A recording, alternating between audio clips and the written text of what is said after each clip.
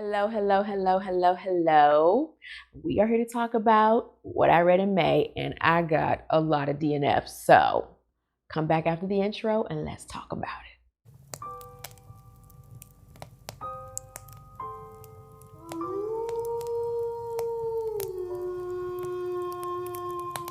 All right, so yes, we are here to talk about what I read in April. My name is Nakia, in case you didn't know. I read horror, thriller, and a little bit of sci-fi books sprinkled in there. So hopefully you will subscribe. If you are not subscribed, just go ahead, hit that button either now or at the end or in the middle. Any of that works. But yeah, so like I said, let's talk about my books of April. I will do this in order of worst to best, or not as highly rated to more highly rated. So I will put DNFs in the lower range too. And as I said, I had quite a few this month.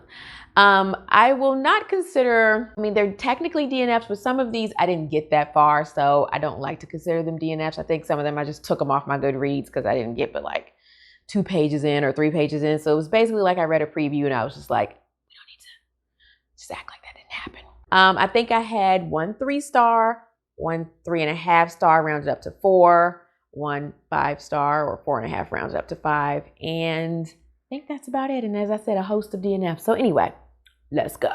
All right, so I will talk about my DNFs in order of like how many pages I read. So first up, we are going to talk about What Big Teeth by Rose Zabo. Hope I'm saying the name right. I should just put a disclaimer for every video. I'm so sorry if I do not. This book, I got to page 9. And I should have known when I read the synopsis that this was not really a book for me. It's considered horror fantasy. The fantasy part, I did not think I would enjoy. And just starting off, the prologue was fine. Like I was a little bit confused. I was like, what's going on? This is a YA book and it kind of felt YA for me in the prologue. It started off with the main character and some other kids. I guess they were transforming into monsters. I don't know. They were chasing down this boy and yeah, it just was like, okay. Then we get to the first chapter and we're following a young lady. I'm not even sure if it was the same one from the prologue, but she's on a train going somewhere and it kind of reminded me of Harry Potter, just the train part, that's all. And I was just bored, very first chapter. And then after the prologue is supposed to set you up and make you want to know what's going on in the book. And I just didn't feel that way. So there is nothing wrong with this book. I said, I think it's YA. It says it right here because it's from the library. But anyway, there's nothing wrong with this book.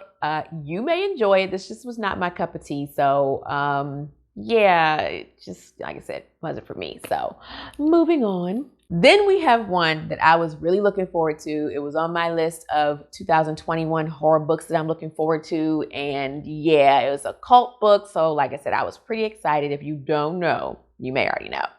But I'm speaking of The Project by Courtney Summers.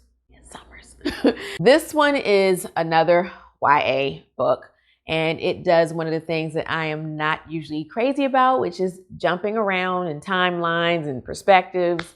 Sometimes it just gets to be a bit too much and not all authors do it well. And again, not saying this one didn't, it just was not for me. The jumping around, I was getting confused already in the beginning. And once again, I just didn't really care about what was going on. That's a big part of reading. You should be intrigued enough, curious enough, or care enough. I had none of that. So anyway, I was like, you know what? I got other books on the list. We just gonna move along. So you may enjoy this. If you've read it and you liked it, let me know. I'm not gonna give it another chance, but I'd love to know what you thought. But for me, it just wasn't for me. So let's move on. All right, the next one is Shelter for the Damned by Mike Thorne. I had this one on my Kindle, so I do not have a physical copy, but this one was also on my list of 2021 horror books that I was looking forward to. And I DNF'd around page 33, so I got a good little ways in. And there just was not enough horror for me. There was a lot of focus on these boys as a group of boys that find this shack. And I guess there's like some mysterious stuff that happens with the shack where it makes them start to see things. I don't know. I didn't get that far. At page 33, none of that had happened yet. It was just boys and their home life and then going to school.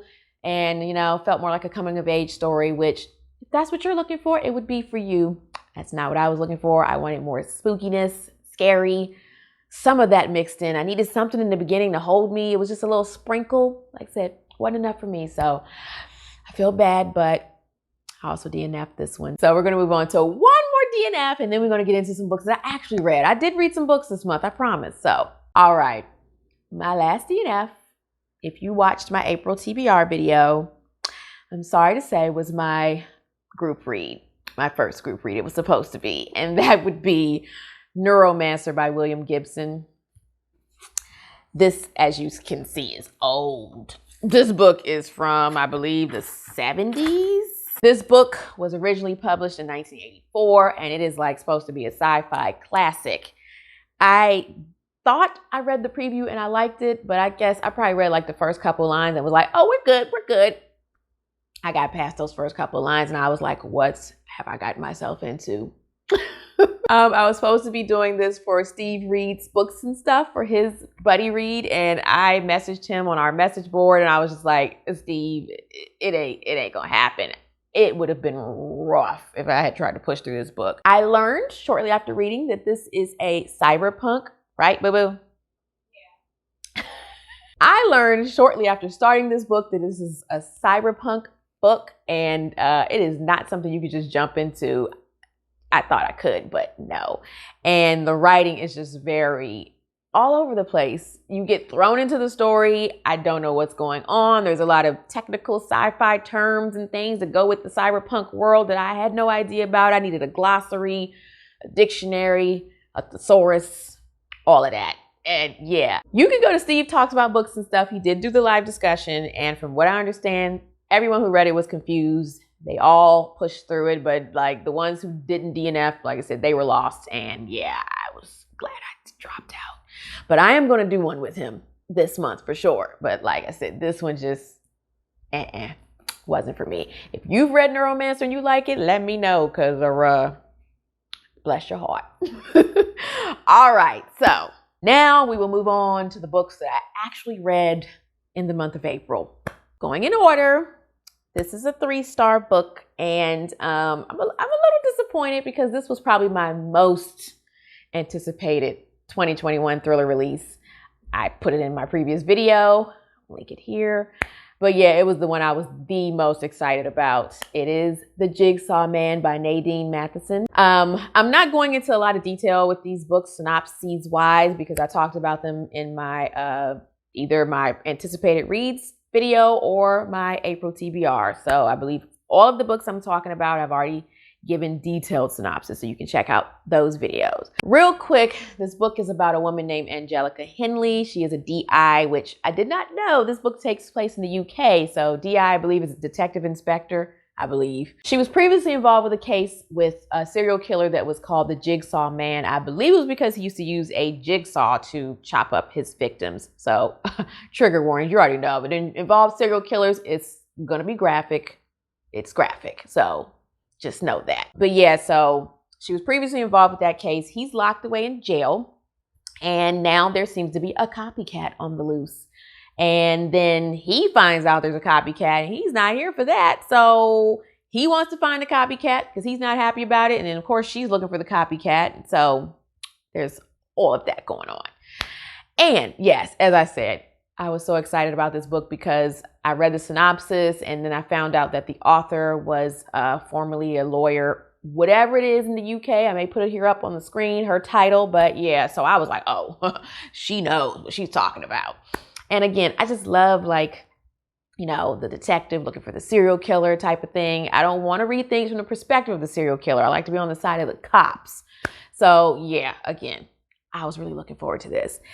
And I actually just finished this book today, like hours ago. I was like, I gotta finish so I can talk about it in my April wrap up. So I got it done. Now, I will say, I did switch over to the audiobook about at the 40% mark, I think. I was listening to the audiobook when I was not home or doing something in the kitchen, getting ready for work. And then when I was actually able to sit down and read the book, I would read along with the audiobook. I love the audiobook narrator, whose name is Davine Henry. I don't know if she's done anything else, but I loved her narration. She did a really good job when she had to narrate the serial killer, Olivier. That was his last name. The way she read him, it was just so creepy. Now, I will say it was rather slow, so I did speed it up to like 1.15 or 1.20, 1.20 to speed it up a little bit. And then there were a couple times I found myself reading ahead, so I would pause the audiobook and then just go ahead and get through the chapter and then switch back to the audiobook. But like I said, her reading of the serial killer made it so much better.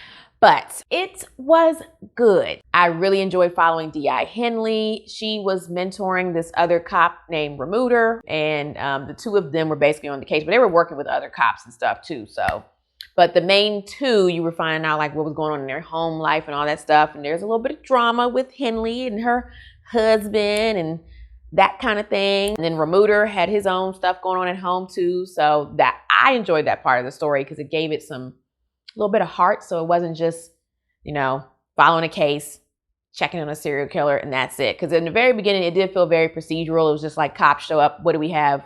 That kind of thing reminded me of Law and Order SVU, which I loved. I don't watch it anymore, but I used to. So I really got that feel for it, which is a kudos to the author because she did a good job with keeping it real, making it feel authentic and gritty. And then, like I said, when we would switch over to the serial killer, Olivier, who, like I said, was in jail. He reminded me of Joe Carroll from the show The Following. If you know about that show, let me know in the comments. I was so upset when that show got canceled. But anyway, with Kevin Bacon. But yeah, his character, that's just all I could picture in my mind. Every time the narrator would read him, that's all I could see, which again, good for the author.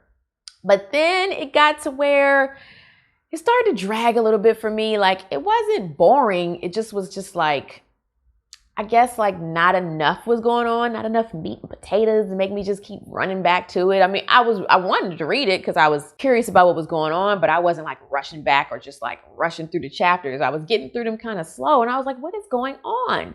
And then, like I said, when I switched to audiobook, that made it much better. And then it did pick up, but it took till like the very end, like the last 40 or so pages, like the 90% mark. But the very end was like, you know, hold your breath, what's going on. I did enjoy that part. I don't want to spoil things, so I'm not saying too much because there's some things that, you know, go on with the serial killer and the main detective, Henley. I will say for the copycat aspect of the book, I probably could have done without that. It was one of those things where that was the main mystery, is who's this copycat and why are they doing this? And their motivation just wasn't enough for me. And then who it was just like, okay, I don't really care about them. I was more interested in Henley and Olivier. Their cat and mouse thing I was here for it. And around like I'd say when I was around like the 80% mark, I was like, I think this is supposed to be set up as a series. So I was like, I don't think I would read the next book. But at the end, I was like, okay, I need another book because I need to know what else is going to happen. So I will be reading the next book. So like I said, it was a good solid read for me. It was a little bit long because it was 410 pages. For me, that's long. So I just wanted it to get through it a little bit faster. So like I said, for that reason, and because, like I said, I wasn't crazy about the copycat killer storyline. So for those reasons, that's why I knocked it down a couple notches. But like I said, I enjoyed it. I would still recommend it.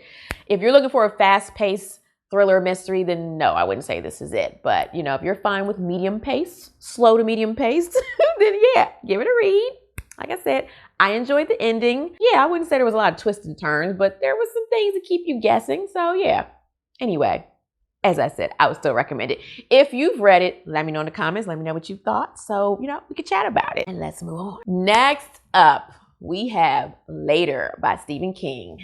Again, put it here on the screen because it's on my Kindle. I purchased this one. And the Jigsaw Man. I didn't say that, but I purchased that one too. The Jigsaw Man, I was like, I'm not waiting for my library. Later by Stephen King happened when I was going through all those DNFs and I was just looking for another book to read.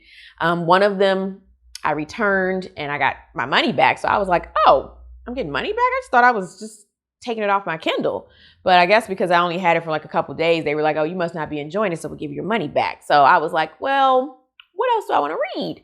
And I was reading a little bit of the beginning of Later by Stephen King and it looked interesting and it was like a $2 difference. So I was like, we'll take it. And I did do a full review on this, so I will link it here. So I'm not going to get too much into it. But yeah, I ended up giving it 3.5 out of 5 stars. I believe I rounded it up to 4. If not, I'll correct it here on the screen. But I rather enjoyed it. And believe it or not, it was my first Stephen King book by choice. Before you start giving me suggestions and recommendations in the comments, I've gotten plenty. I know all about Stephen King. I've watched plenty of his movies, but book-wise, they've just always been intimidating because they're so big. I mean, he got 1,000-page books out there. Whoo. Never this one. And I started looking at the trigger warnings, content warnings, and I was like, skip.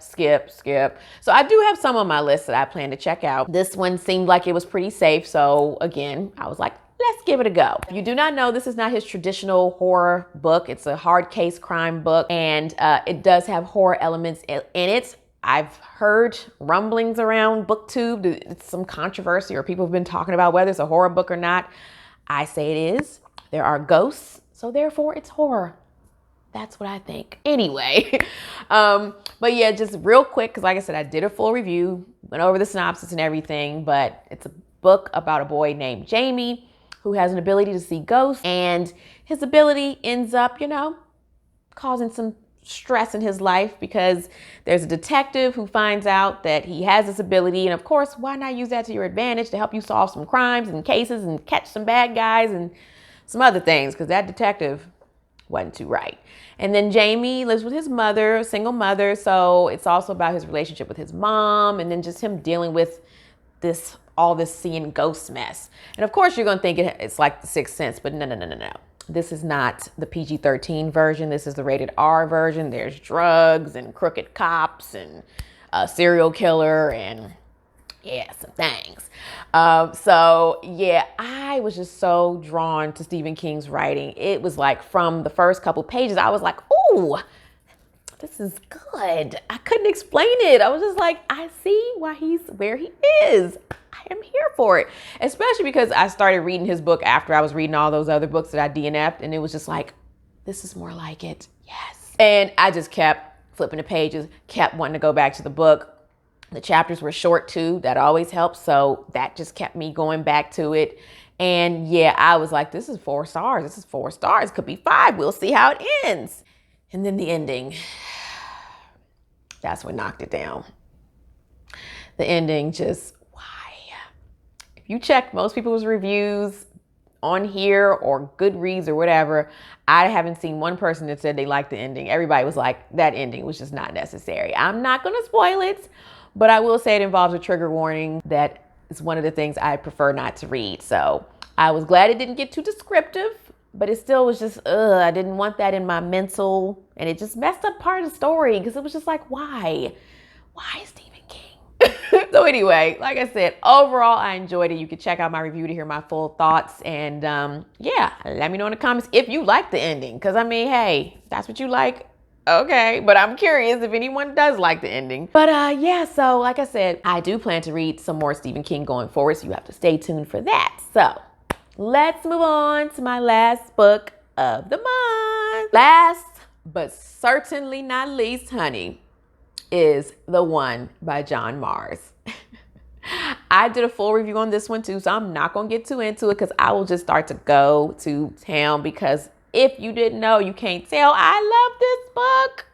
And I'm giving it 4.5 out of 5, but I rounded it up to 5. It is probably my favorite book that I've read so far of 2021. It will definitely be on my top of the list at the end of the year. But real quick, because I feel like I've talked about this book enough. It is about, there's supposed to be this gene that's discovered. It doesn't say it's the future, so it's just like, an alternate reality, alternate world, whatever you want to call it. But there's a gene that's discovered that can find who your perfect match is. And it's DNA, so, they get your blood results and it will tell you, like I said, who you're supposed to be with. And people in this world believe that is it, that is the law. So you got people leaving their spouses and boyfriends and girlfriends, and it's just upending people's lives. It's just a lot of mess. The story follows, I think, 5 different couples or 5 different people, and their stories are just like so fascinating. I'm just gonna give a little snippet of some of the things, but it was like one of them had to do with what if you were matched with a serial killer? Another one had to do with what if you were matched with someone who's of a gender you're not attracted to? I think that's enough. I don't want to say too much, but like I said, it was just some very good questions and things. And they even talk about in the book, like what happens if you're matched with somebody who's not in the same country, or someone who's way older than you, or of course we already know, like if you weren't attracted to somebody, that goes without saying, but just interesting questions. What if you're matched with someone who's disabled, or there's a lot of things, because it's a lot to deal with and think about. But like I said, this one was just like, I could not get enough. I flew through this book. I could not turn the pages fast enough. They were also short chapters, like 4 pages sometimes. And it was just like, and each chapter ended on a cliffhanger. So he would go from one person and then to the next person, to the next person. So when you got to the end of one chapter, you had to wait like 3, 4, 5 chapters before you got back to that person. And it was just like, why are you doing this to me, John Mars? Why? But I loved it. Oh, it was so good. I was hopeful for the show, the Netflix show, but I watched the trailer and I was like, what did they do? Just no. Many people have told me already they didn't like the show or don't watch the show. You didn't have to tell me. I could tell by the trailer. We're not doing that. Hopefully one day someone will do it right and maybe it'll be in theaters, but the Netflix show, But John Mars has a new fan in me. I mean, I'm going to read some more of his books before I say for sure, but this one just was everything. So as I said, 4.5 out of 5 stars, rounded up to 5. You can check out my review. And that wraps it up, ladies and gentlemen. There you have it. All the books I read and DNF'd in the month of April. I think this was the most DNFs I've had in 1 month. I didn't have to tell you though. I could have just toss them aside and act like it never happened. But I don't roll like that. I'm gonna share it with you, let you know, because that's what I'm here for. So anyway, as I said, feel free to let me know in the comments if you've read any of the books that I read and you enjoyed them, you agree with me, you disagree, let's talk about it. That's fine. And yeah, as I said, don't need Stephen King recommendations. I'm good. Calm down, Stephen King fans, because I know y'all are serious. But yes, so hope you like this video. Give me a thumbs up. Let me know and YouTube know that you enjoy my videos.